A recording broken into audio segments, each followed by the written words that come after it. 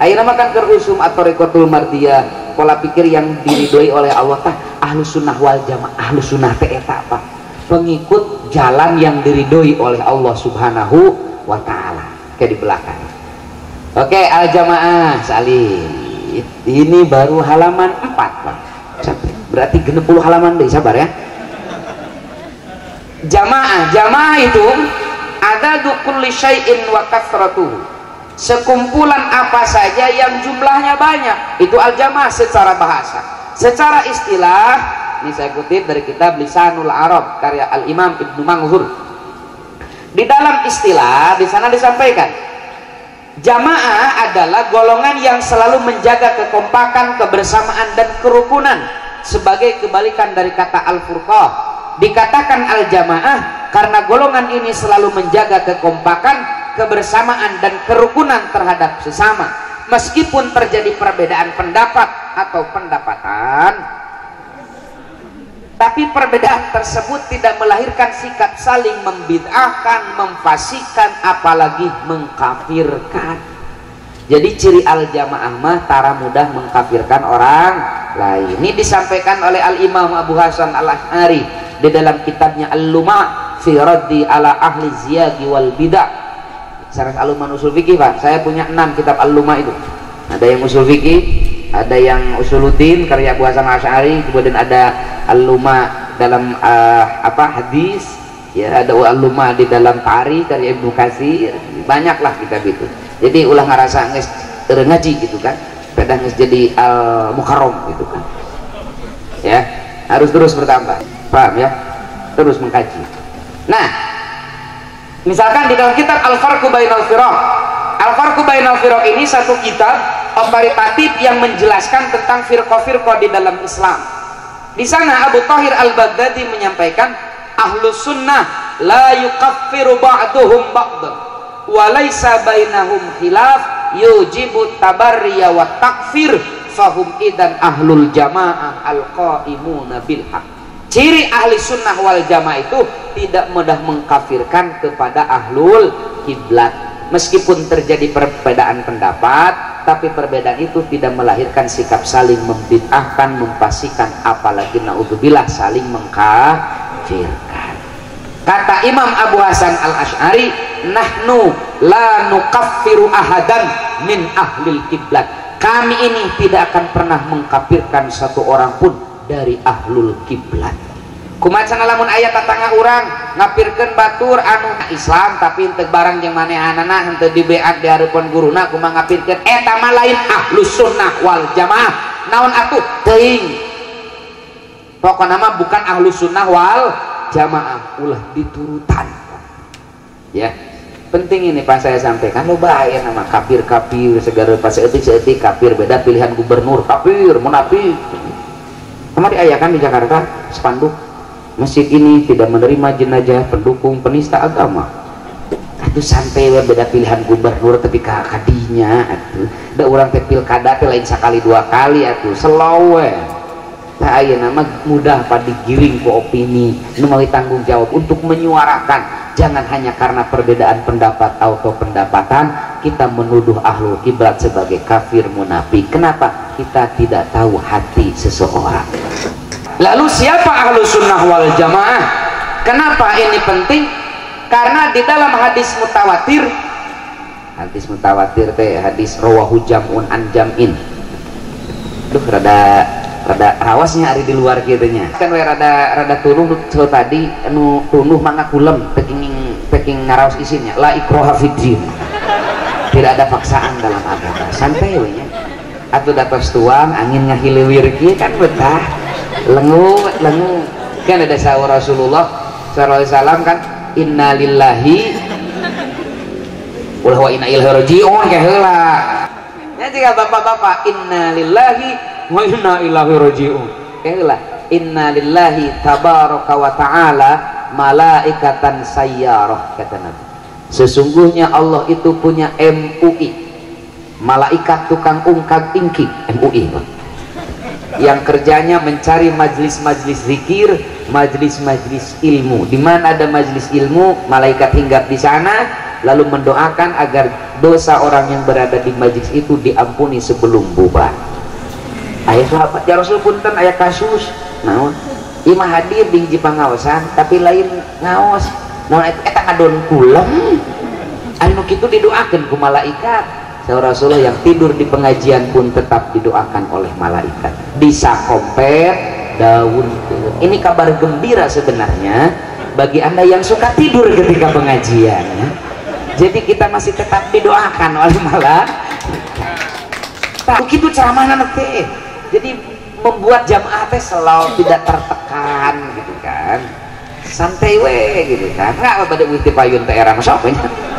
Nah, kita lanjutkan. Di dalam hadis mutawatir itu hadis sahih Rasulullah Shallallahu Alaihi Wasallam dalam hadis yang diriwayatkan oleh banyak At-Tirmidzi, Ibnu Majah, Abu Daud, Imam Ahmad, Nabi mengatakan bahwa umatnya akan terpecah menjadi 73 firqah, 73 sekte. Ini jawaban bagi mereka yang suka usil. Nu penting mah Islam. Kan aya nu gitunya, aya di Amerika apa? Ieu abdi mah Islam, NU lain, Muhammadiyah lain, Persis lain. Tah eta teh Islam nu lain-lain.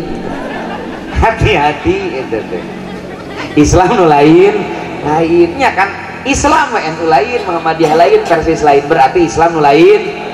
Jawab, Nabi sendiri yang menyampaikan bahwa umatnya akan terpecah menjadi 73 sekte.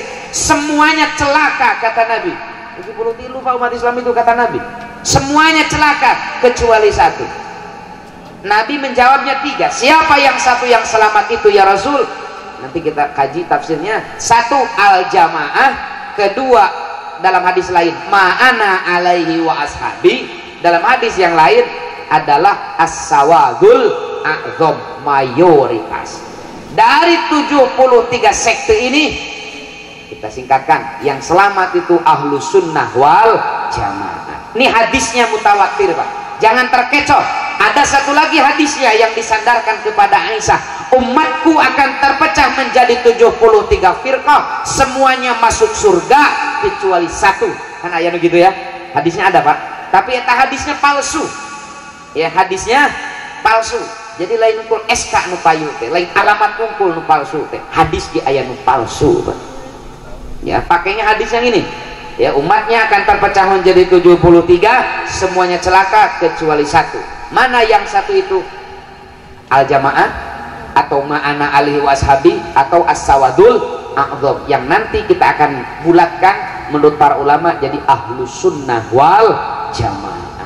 Kita akan kaji nih, siapa ahlus sunnah wal jamaah itu?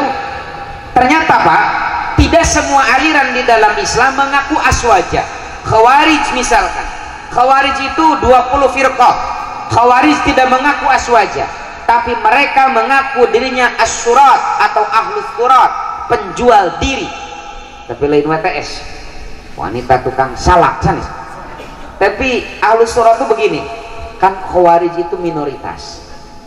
Nah, untuk membakar semangat juang kadernya, nah ajengan-ajengan Khawarij besok mendoktrin kita ini adalah kelompok asyurat, kelompok yang menjual diri yang hina, menjual dunia yang fana untuk menebus surganya Allah yang kekal nan abadi.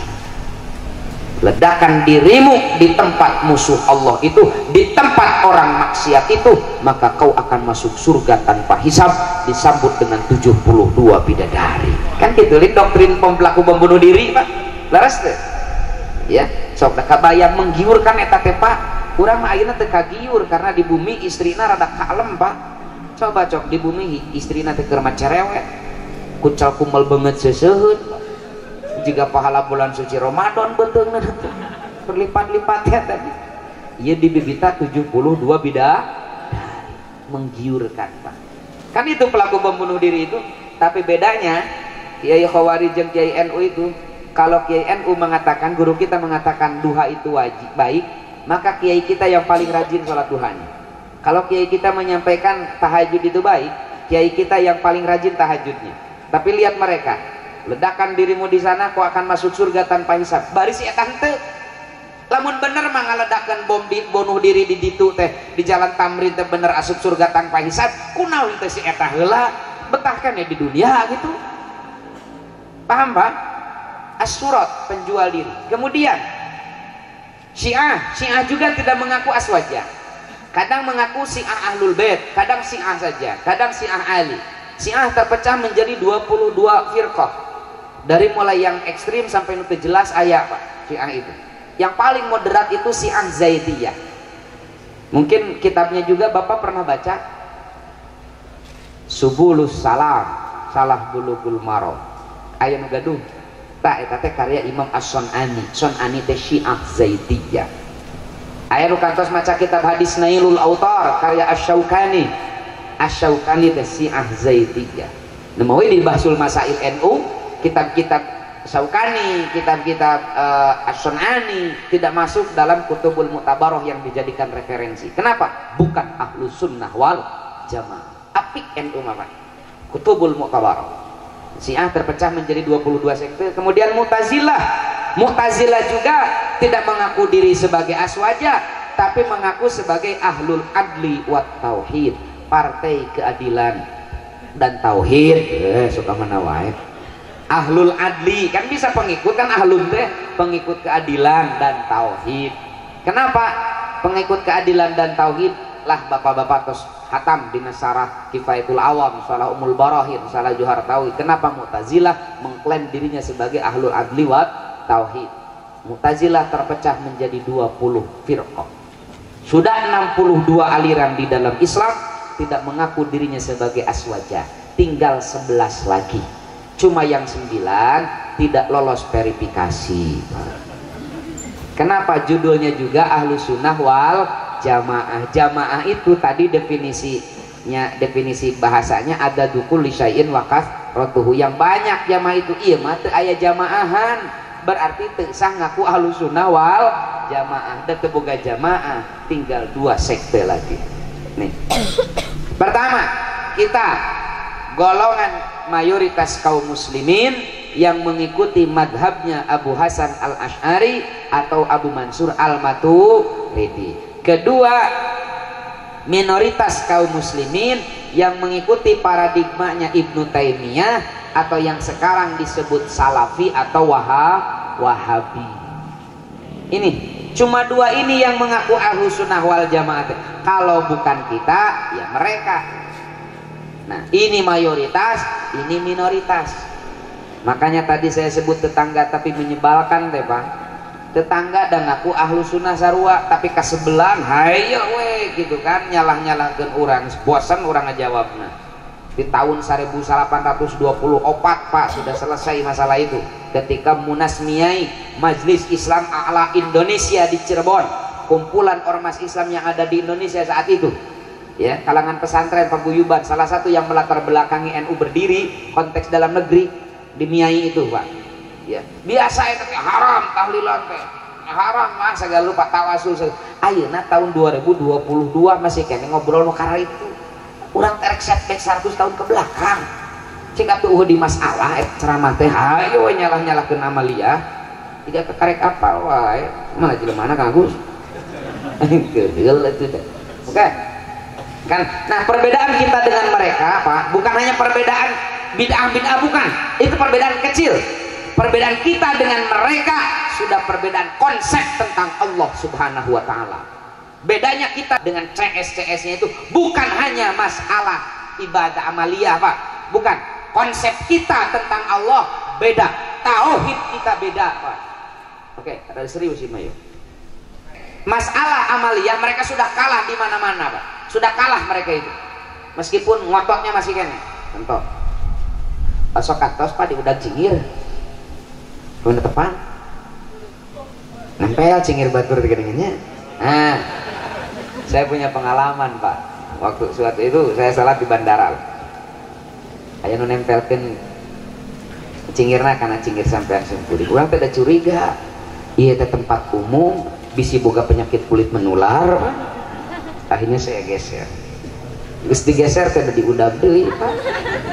Ah, terus angkat sujud, rada kesempatan ngageser tadi udang ketika kieu Pak akhirnya imam itu bisa di kumaha terus beres na depan ditegur sama kuring teh kenapa tadi menghindari kelingking saya kan orang teh emosi Pak orang nu terzolimi orang nu dipersekusi Pak rugi 2 kali gitu mah lalu justru saya yang mau bertanya salah saya apa kok dikejar-kejar kelingking saya Pak lalu dia dengan pede mengatakan itu kan hadisnya sahih lalu saya sampaikan Pak hadis itu diriwayatkan oleh Bukhari ada 2 hadis dalam Bukhari tentang itu satu dari Anas bin Malik 2 dari Hisham bin Bashir saya hafal hadisnya itu begini ceritanya Pak kata Anas bin Malik ketika Nabi sholat memimpin sholat Nabi komando subuh paku luruskan sofnya luruskan kata Anas bin Malik Nabi mengomando subuh paku luruskan sofnya wakana ahaduna kata Anas ini hadis riwayat Bukhari ada satu orang dari kami yang belum meluruskan sofnya lalu Nabi setengah teriak luruskan sof kalian baru si satu orang ini masuk ke dalam sof sof jajarannya lain sof sayurnya masuk ke dalam jajaran kata Anas bin Malik yulziku qadamahu bi qadami sahibihi wa mankibahu bi mankibi sahibihi dia menempelkan kaki ke kaki samping pundak ke pundak samping pertanyaannya siapa yang melakukan itu satu orang sahabat yang lainnya enggak bahkan kalau baca hadis kedua masih dalam riwayat Bukhari ada tambahan kata Hisham bin Bashir kalau aku lakukan apa yang orang ini lakukan menempelkan kaki ke kaki samping pundak ke pundak samping niscaya orang akan lari dari itu makanya di dalam Fathul Bari kan disampaikan makruh hukumnya menempelkan kaki ke kaki samping karena bisa mengganggu kehusuan orang makruh lain sunat Pak ya mata kayak upami di depan berjamaah ayo nempelkan kaki daripada orang was-was mending geser mesti geser masih kena nempel mesti jejak masih nempel arisi ya siapa melana tuh Pak sok orang sholat hek nempelkan kaki kumaha lamun di samping nah keur ngalamun sholat apa reuas hek refleks kumaha hek parah Pak batal sholat nanti eta teh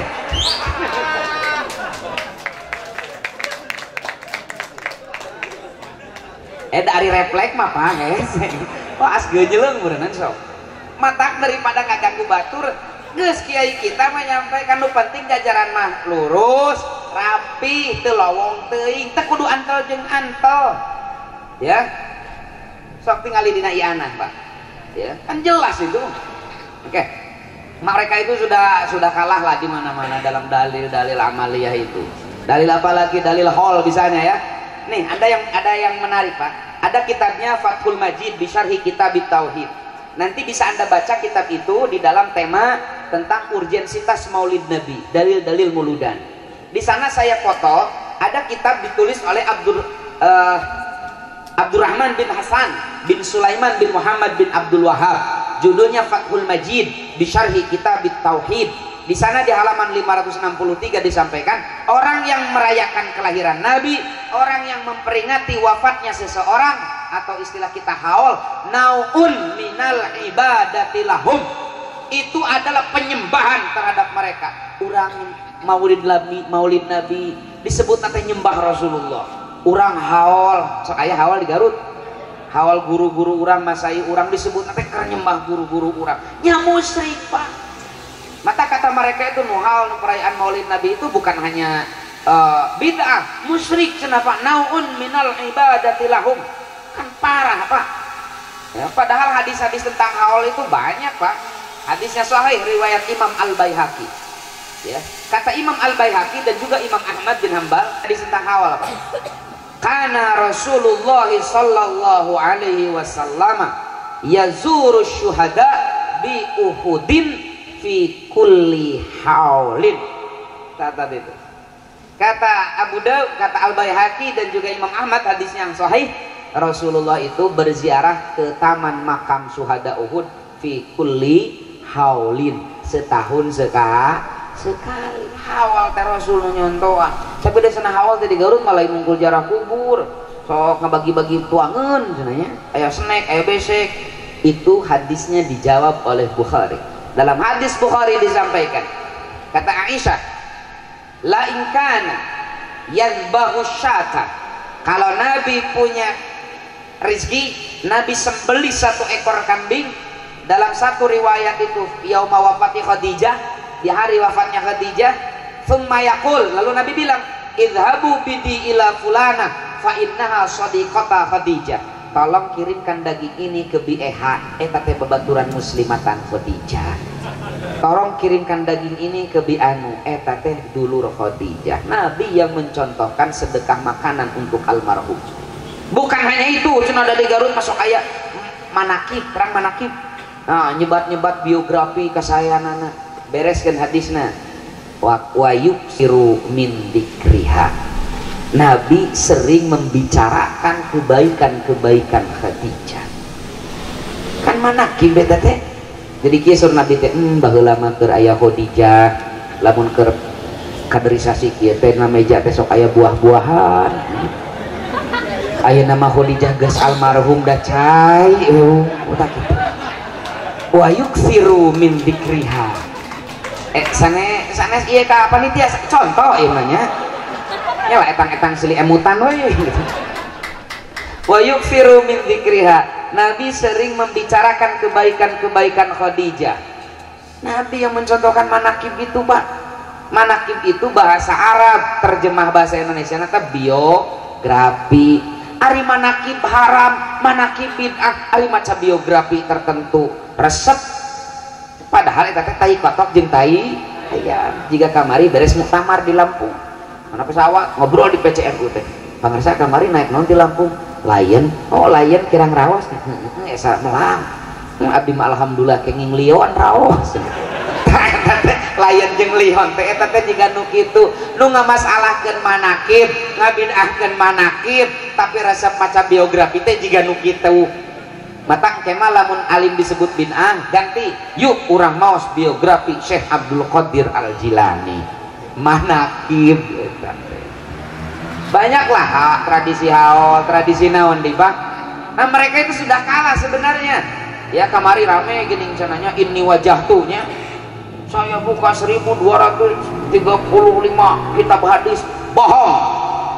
Jangan karena hadis doi hadis palsu pun saya nggak temukan ini wajah tuh. Pada ngajeblak di kitab hadis karya Imam Abu Dawud Al-Baihaqi. Songong gitu kan. Kita dipelajari kan doa iftitah itu aya 4 ragam, aya genep Pak di Bidayatul Mujtahid mah buat iftitah teh Pak. Santai we. Mungkin Allahu Akbar kabiru, ayana langsung wajah tuh, ayat ini wajah tuh, ayat Allahumma ba'id baini, biasa we tuh. Ini maka karek apal hilafiyah seperti itu, gitu kan. Akhirnya masyarakat goyah, gitu kan. Itu maca iftitah ge sah salat mah. Laras teh. Sok keheul Pak kan gitu teh. Jiga numpang bisa kan. Oke. Nah, bedana kita dengan mereka itu Pak, sudah beda konsep tentang Allah.